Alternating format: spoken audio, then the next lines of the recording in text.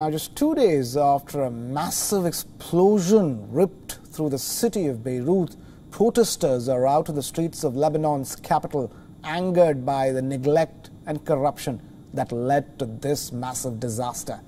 Lebanese security forces were seen firing tear gas to disperse dozens of anti-government demonstrators. The scuffles broke out in central Beirut near the parliament, an area still littered with wreckage from the explosion.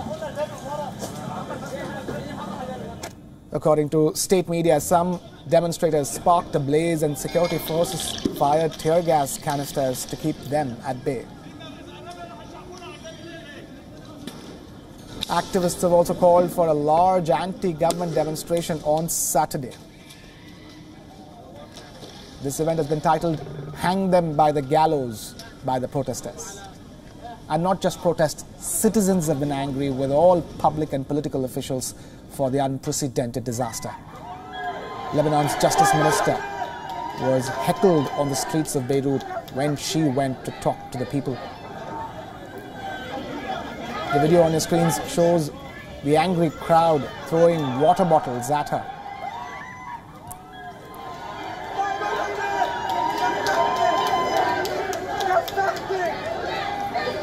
The massive explosion at the port of Beirut will kill at least 150 people and injured more than 5,000.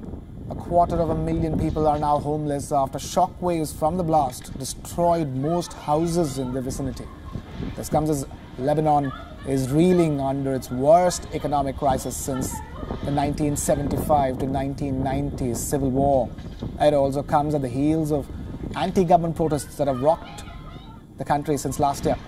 Authorities say that the blast was triggered by a fire igniting 2,750 tons of ammonium nitrate stored in a warehouse at Beirut's port since 2013.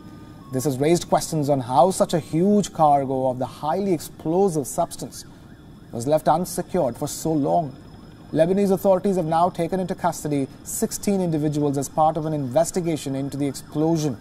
The government has given the investigative committee 4 days to determine those responsible for the blast.